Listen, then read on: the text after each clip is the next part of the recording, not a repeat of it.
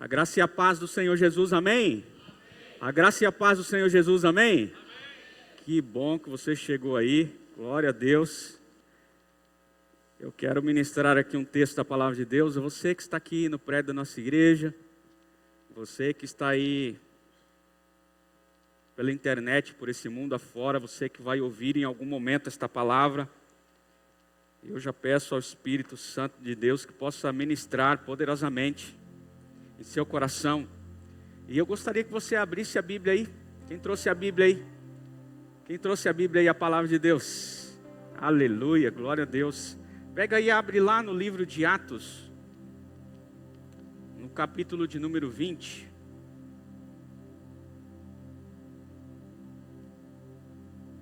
Atos, capítulo 20.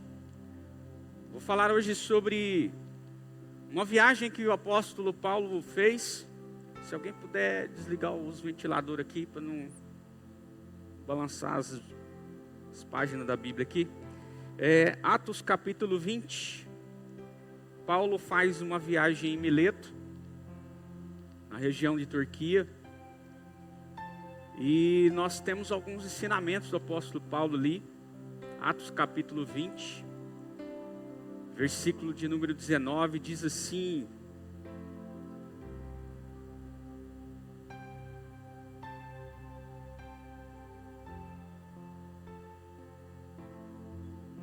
obrigado pela água. Diz assim, o versículo 17, vou ler aqui. De Mileto, Paulo enviou uma mensagem a Éfeso, pedindo aos presbíteros da igreja que se encontrassem com ele. Quando chegaram, Paulo lhes disse: vocês sabem como me conduzi entre vocês em todo o tempo, desde o primeiro dia em que entrei na província da Ásia, servindo o Senhor com toda humildade, com lágrimas e com as provações que me sobrevieram pelas ciladas dos judeus. Vocês sabem que jamais deixei de anunciar o que fosse proveitoso e de ensinar isso a vocês publicamente, e também de casa em casa, testemunhando tanto a judeus como a gregos o arrependimento para com Deus e a fé em nosso Senhor Jesus Cristo. E agora, impelido pelo Espírito, vou para Jerusalém, não sabendo o que ali vai me acontecer, exceto o que o Espírito Santo, de cidade em cidade, me assegura que prisões e sofrimentos estão à minha espera. Porém, em nada considero a minha vida preciosa para mim mesmo, desde que eu complete a minha carreira e o ministério que recebi do Senhor Jesus, para testemunhar o Evangelho da graça de Deus. E agora eu sei que todos vocês, em cujo meio passei pregando o reino, não mais verão o meu rosto. Portanto, no dia de hoje testifico diante de vocês que estou limpo do sangue de todos, porque jamais deixei de lhes anunciar todo o plano de Deus.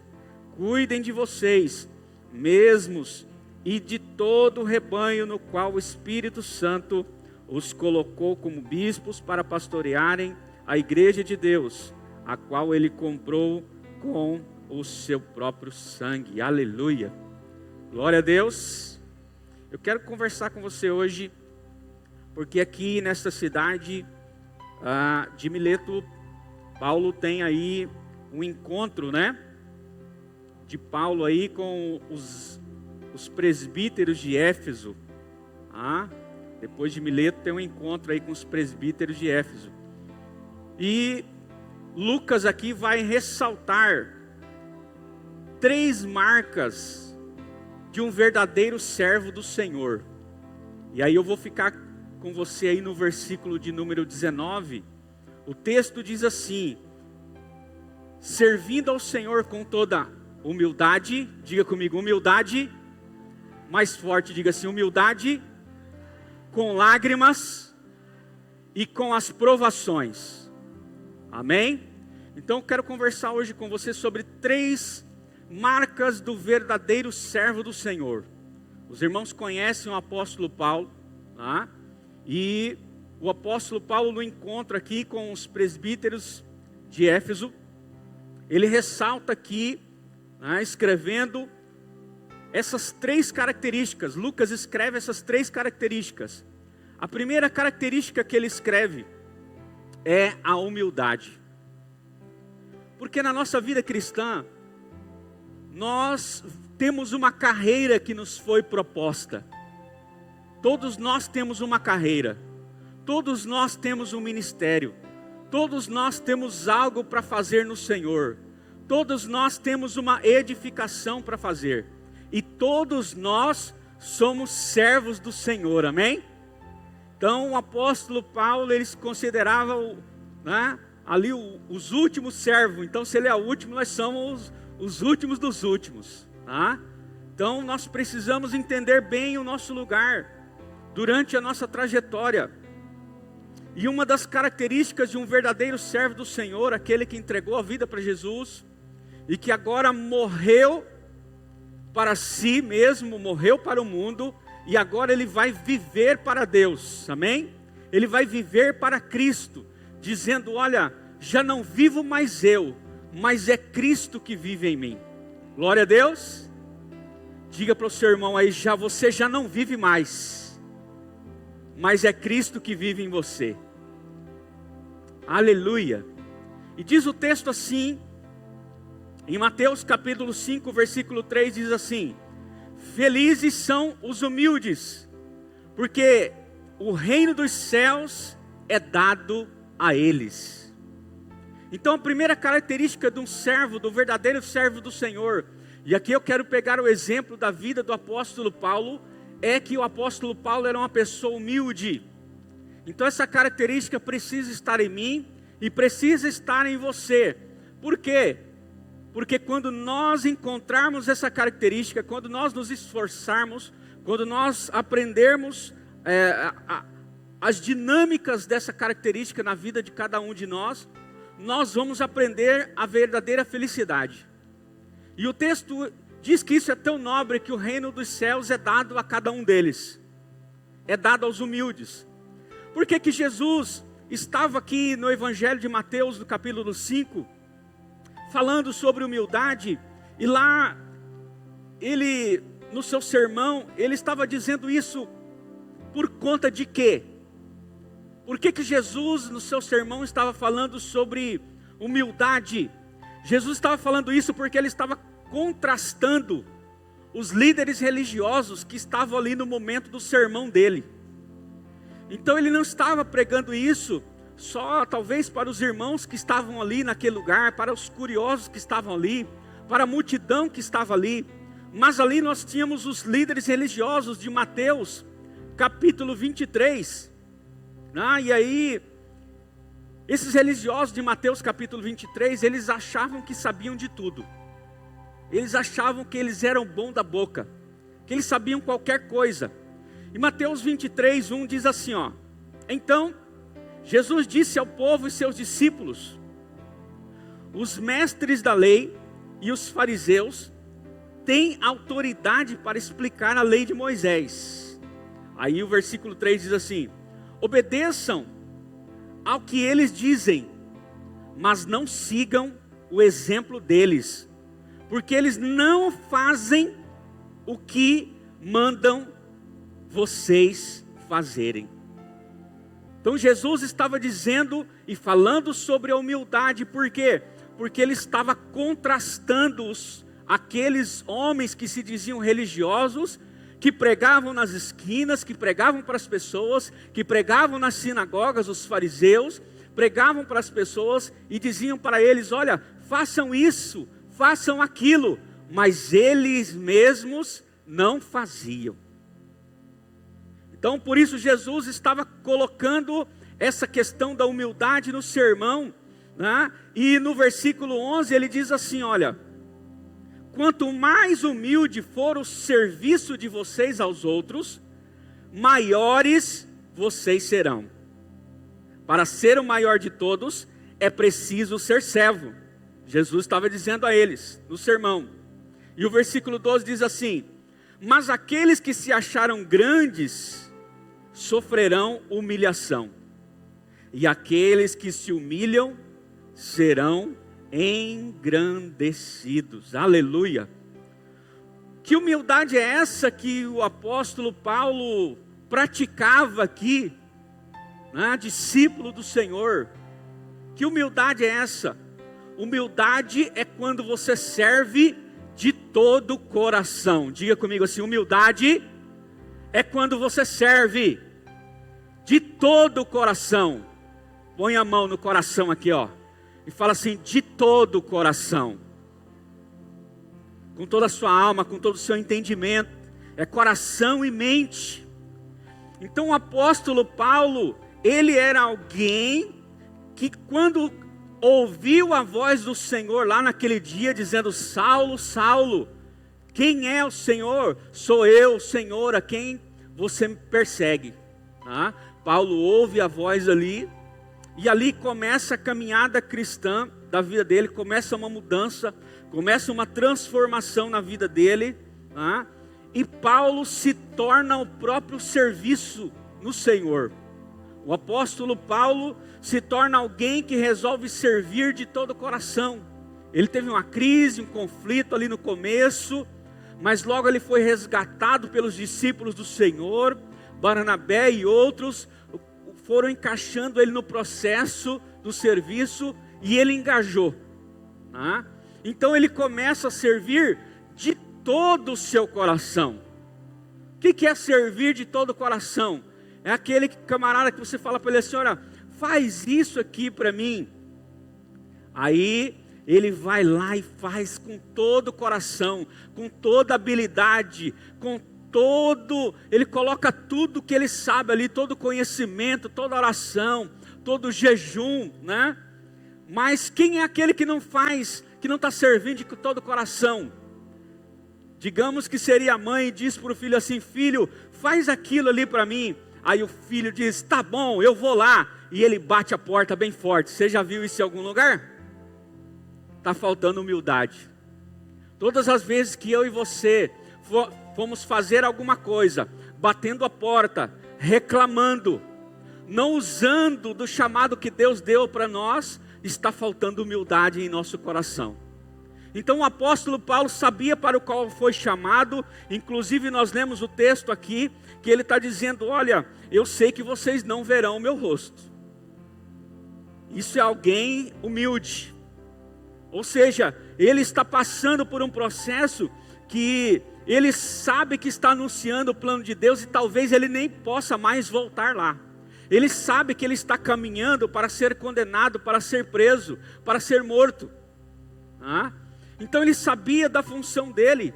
É interessante que o livro de Provérbios, capítulo 11, versículo 2, diz assim: quando chega o orgulho, vem a desgraça, mas com os humildes está a sabedoria. Sabe quem é orgulhoso? O orgulhoso é aquele que não assume a função para a qual Deus o chamou. Então quando nós somos humildes, humilde é permanecer no chamado que Deus te deu. Então o apóstolo Paulo, ele é alguém que foi chamado por Deus, sabia da sua missão, e ele ficou na missão até o fim. E aí eu vejo aqui que humildade é liberar o que está dentro de você para abençoar os outros. Quem tem recebido de Deus aí? Você tem recebido de Deus? Então você, aquilo que você está recebendo, você precisa liberar para abençoar outros. Do contrário, você e eu vamos nos tornar uma pessoa orgulhosa. Não vamos liberar aquilo que sabemos. Não vamos destravar aquilo que sabemos para poder entregar às outras pessoas. Então nós precisamos quebrar esse paradigma de que ele é tão humilde, né, que ele não fala, ele quase não fala nada para ninguém. Não, pelo contrário, nós precisamos ser tão humildes que aquilo que Deus tem nos entregado, precisamos quebrar as barreiras, talvez de uma falta de habilidade para falar, ou talvez de coisas que você poderia falar e não fala, mas você precisa abrir a boca para falar, você precisa começar de hoje em diante, se colocar na posição a qual Deus te chamou, para você entregar aquilo que Deus mandou você entregar. Porque assim o apóstolo Paulo se considerou: olha, já não vou viver mais para mim mesmo, mas Cristo vai viver em mim. E aí talvez o Senhor tenha falado com você nesses dias, para você não viver mais para você mesmo, mas entender que você precisa morrer para você e viver para Cristo lá na casa de paz. Talvez você já ouviu Deus falar com você que você precisa fazer uma casa de paz, que você precisa fazer uma casa de milagres, mas você é tão humilde, mas tão humilde, você fala assim: ah, Senhor, mas eu não sei nem falar, eu não sei entrar na casa das pessoas. Ei, mas Deus vai com você, Deus vai colocar palavra nos seus lábios. Você precisa aprender o caminho da humildade e dizer: sim, Senhor, aqui estou eu vou para lá. Sabe por que eu estou lendo esse texto? Isso é um texto de liderança. E um texto de liderança, todos nós fomos chamados para ser líderes. Todos são líderes. Diga comigo assim: todos são líderes.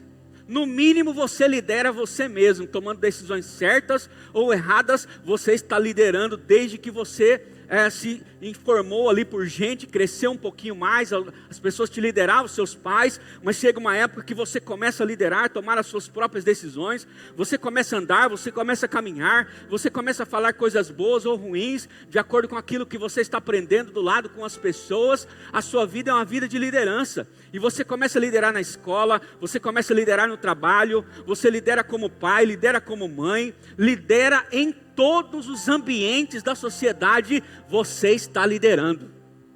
Quando você está no trânsito, dirigindo, você está liderando o seu carro, você está liderando pessoas para não perder a vida. Então não adianta a gente dizer: olha, eu não sou líder. Isso não é verdade. Todos nós somos líderes, todos nós estamos liderando em algum momento, e nós precisamos assumir com humildade essa posição na nossa vida, de sermos líderes de si mesmo. Deus nos chamou para ser líderes pela graça dEle, nos direcionando, nos dando autenticidade para tomar decisões. Então nós precisamos entender que com os humildes está a sabedoria. E aí eu coloquei uma frase aqui: com menos de nós, há mais de Deus. Diga comigo assim: com menos de nós, vai haver mais de Deus. Quando você resolver assumir o seu chamado no Casa de Paz, no Casa de Milagres, sabe o que vai acontecer? Você vai deixar de ser orgulhoso, vai ser humilde, e pessoas vão para o céu, porque você deixou o caminho do orgulho, porque você assumiu a sua posição. Pastor, mas eu não sei falar. Olha, eu quero dizer algo para você, irmão. Quando eu subo aqui para ministrar, eu subo com muitas limitações. Muitas, talvez mais do que todos aqui. Eu tenho muitas limitações para falar aqui, mas eu não rejeito uma subida aqui para ministrar a palavra. Eu não rejeito, sabe por quê? Porque Deus me colocou numa posição, e eu não sou digno de me retirar dela. Eu preciso assumir o chamado que Deus me deu para falar, para fazer aquilo que Deus quer que eu fale, aquilo que Ele quer que eu fale, e não aquilo que eu preciso falar, e não aquilo que você talvez gostaria de ouvir. Então eu não posso me dar ao luxo do orgulho de um dia dizer: não, eu não posso subir, eu não posso pregar, eu não posso fazer uma reunião de casa de paz. E o dia que precisar eu fazer uma reunião de casa de milagres, eu não posso dizer: não, eu não posso fazer uma casa de milagres. Não, eu posso fazer uma casa de milagres. Se algum dia alguém disser: olha, você precisa fazer uma oração, eu não posso dizer: não, eu não vou fazer uma oração, porque eu sou só um novo convertido agora, e eu não sei orar ainda, não sei expulsar demônios ainda. Ei, Deus está capacitando você. Você só precisa dizer sim para Ele. Você só precisa ser um servo dEle, que com humildade libera aquilo que está dentro de você. A pergunta é: você está liberando isso que está dentro de você? Essa chamada que está dentro do seu coração, você está liberando ela, você está exercitando ela. Talvez você tenha um chamado pastoral, mas está como Jonas, como um profeta Jonas, comprando passagem para ir bem longe de Deus, ofertando para ir longe de Deus, para não assumir o chamado de Deus. Ei, até Deus colocar uma baleia no seu destino, você vai ter que passar por tudo isso para aceitar o chamado de Deus. É muito melhor você aceitar o chamado de Deus e parar de ser orgulhoso e ser humilde e dizer: Senhor, envia-me a mim. Ei, matricula no seminário, vai para a caminhada, assuma um casa de paz. Sabe por quê? Porque você não vai precisar apenas passar pelo seminário lá do estemate teórico, mas você vai ter que passar pelo seminário da vida. Precisa começar lá, ganhando uma alma para Jesus, lá no seu trabalho, lá na sua escola. Ninguém sabe que você é crente. Você não fez uma reunião ainda? Não chamou eles ainda para serem evangelizados? Não falou de Jesus ainda para eles? Está faltando humildade. O orgulho ainda está muito grande. Está faltando paixão, está faltando colocar o coração. O apóstolo Paulo colocou o coração. Ele disse: não tenho mais a minha vida como preciosa. Ei, eu não sou mais precioso, você não é mais preciosa. Aleluia. A nossa vida precisa ser colocada definitivamente. Nós estamos nos últimos dias. O Senhor vem buscar a igreja. Você pode dar um aleluia por isso?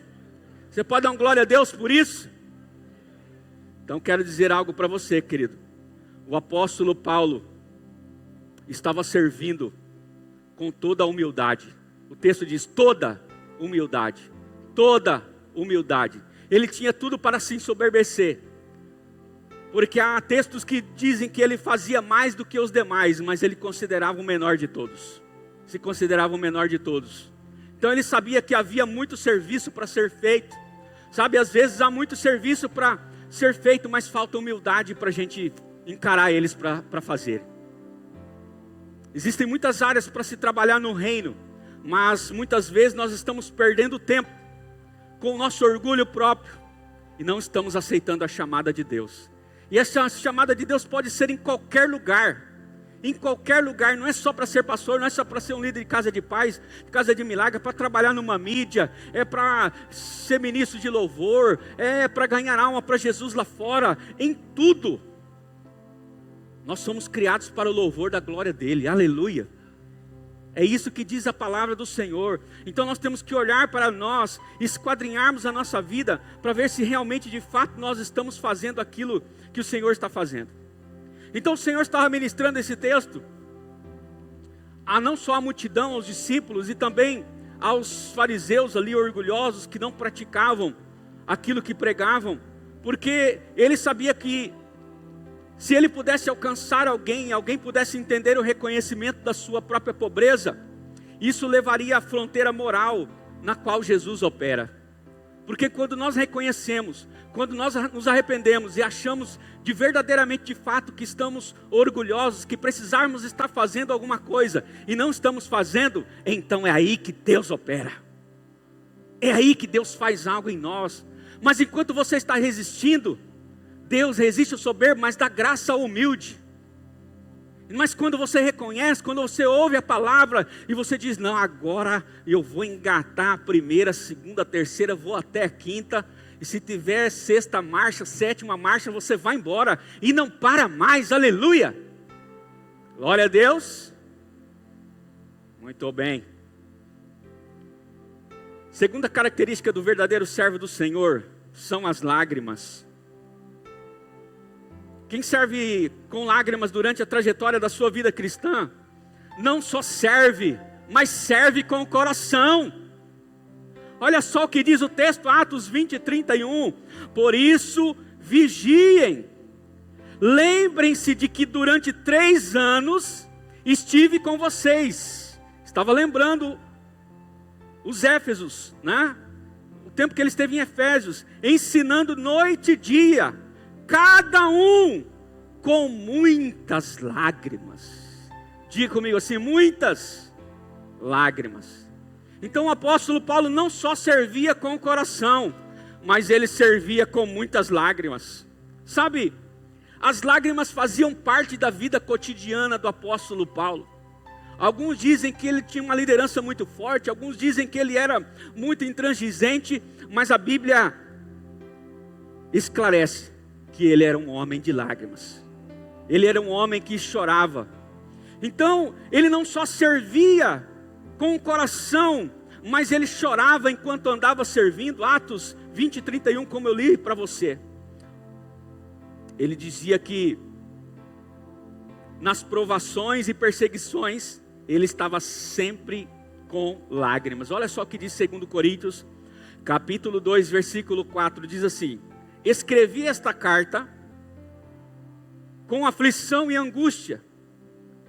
Ela quase despedaçou o meu coração.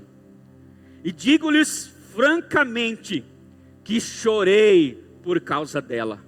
O apóstolo Paulo estava escrevendo uma carta. E ele estava chorando enquanto escrevia uma carta. Eu não queria entristecê-los, mas tinha que mostrar-lhe quão profundamente os amava e me preocupava com o que estava acontecendo com vocês. Então ele estava preocupado com o que estava acontecendo com a igreja, com o pecado, com as coisas que estavam acontecendo na igreja, os embaraços da igreja.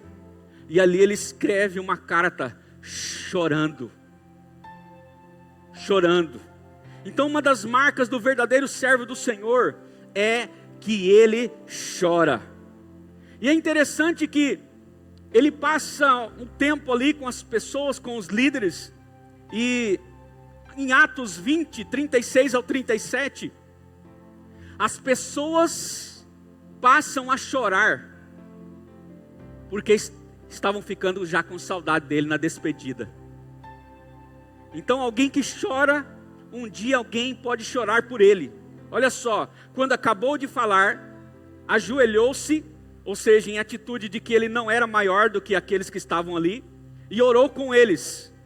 E o 37 diz assim: todos choraram em voz alta, enquanto abraçavam Paulo e o beijavam.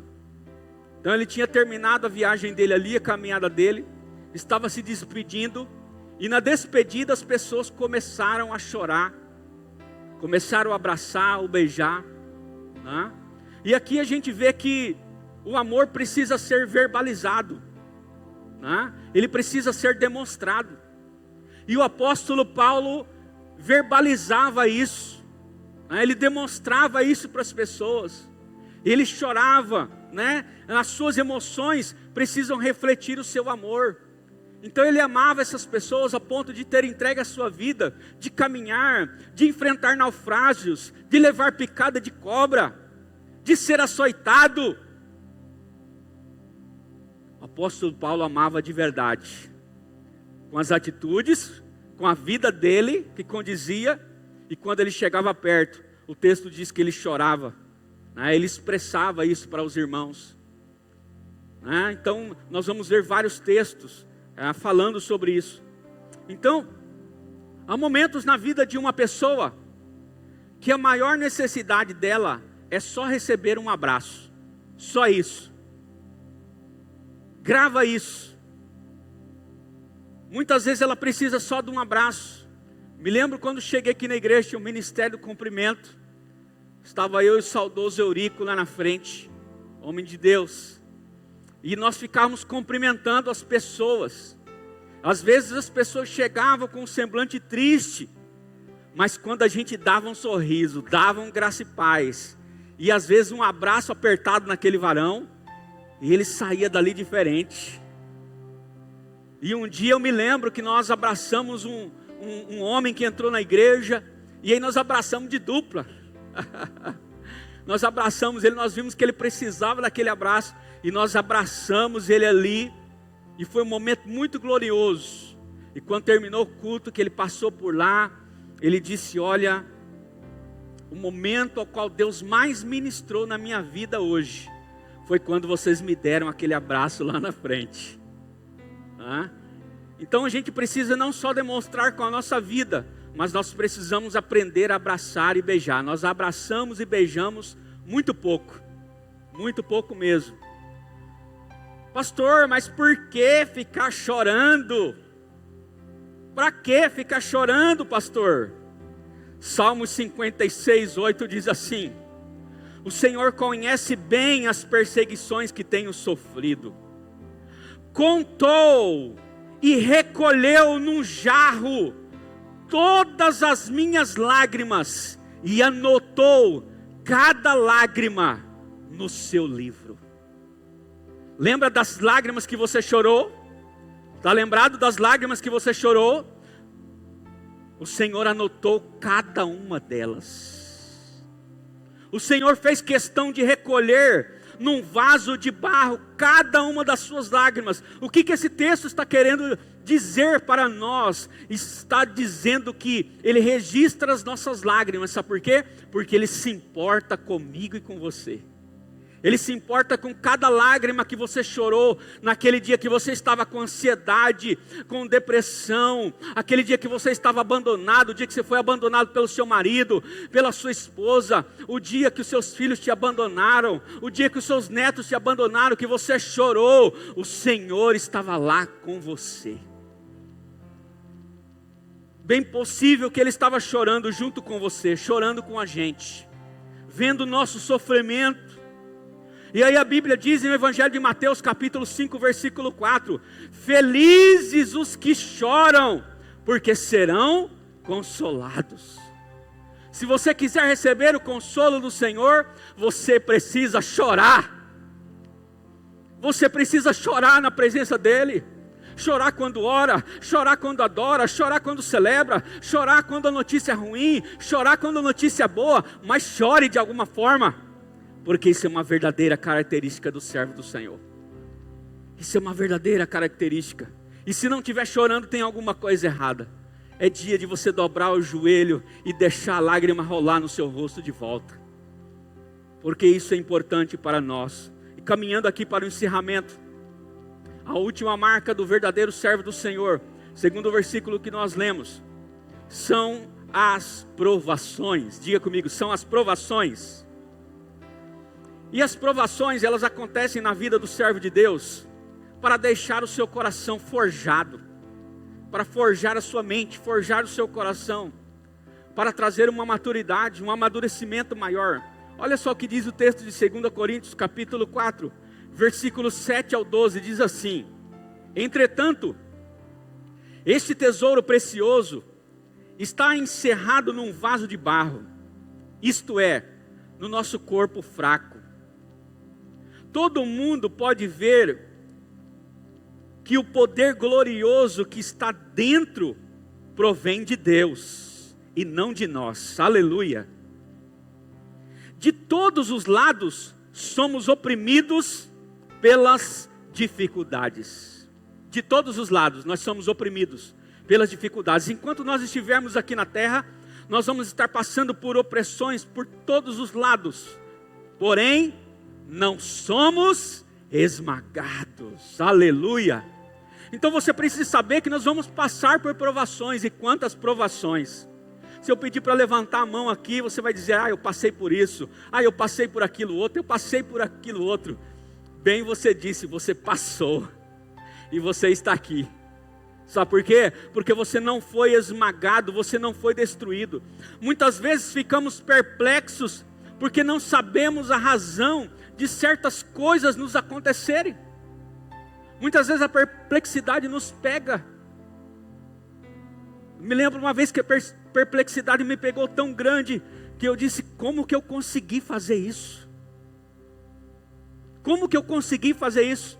Mas o texto diz que essas perplexidades podem até nos alcançar, mas nós não ficamos desesperados. Então nós não ficamos desesperados.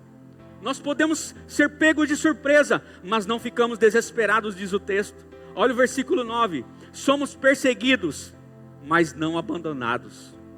O Senhor deixou uma palavra e falou para a gente que Ele estaria conosco todos os dias.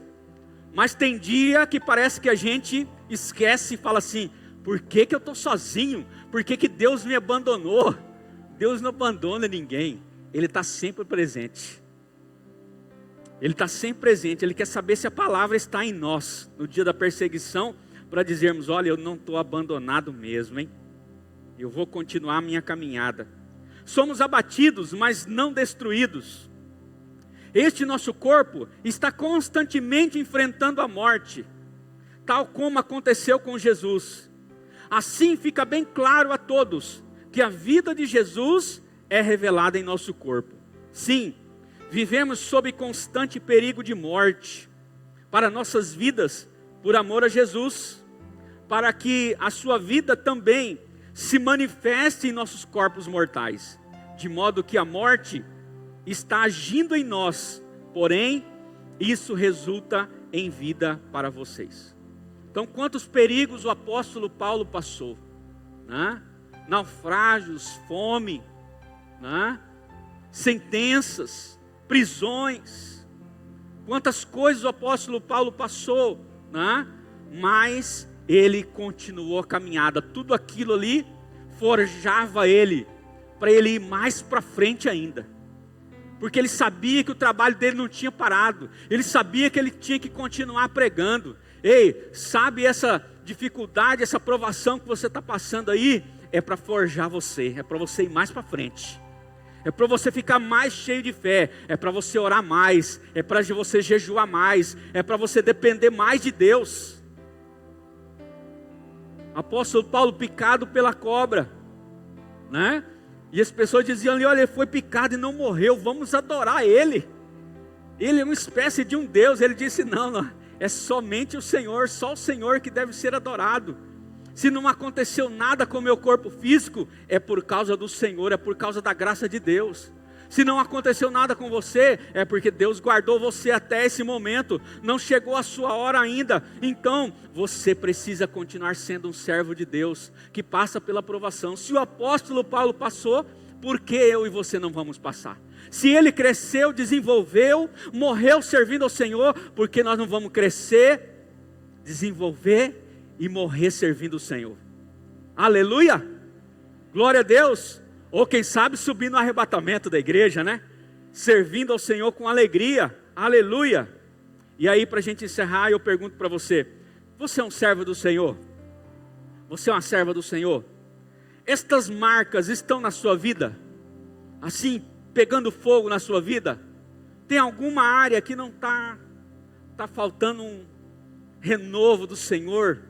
Está faltando um avivamento aí? Quais destas marcas você gostaria de crescer mais na sua vida? Ainda há tempo.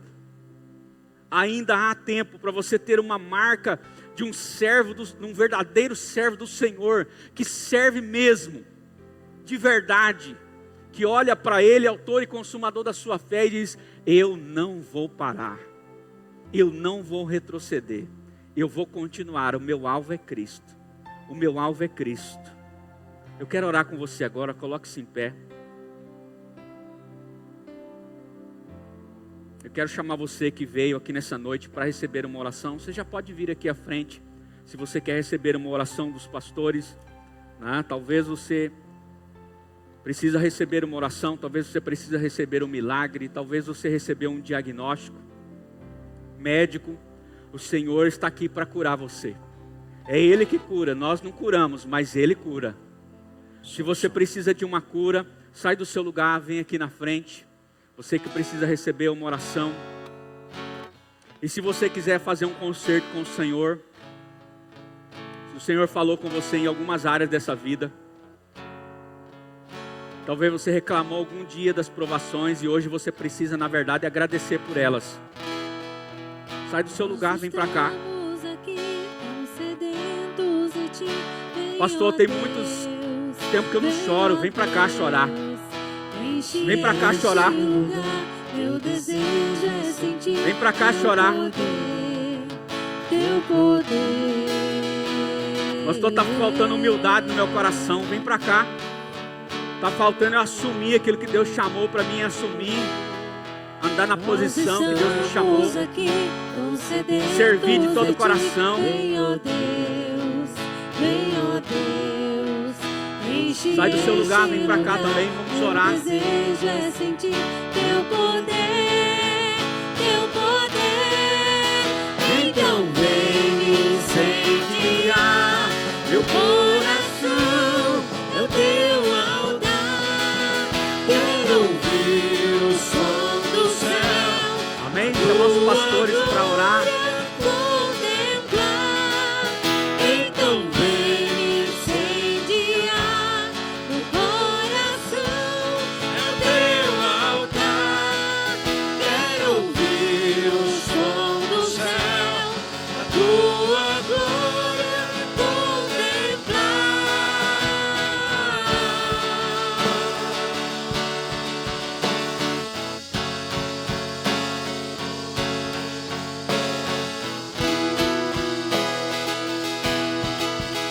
Nós estamos aqui tão sedentos.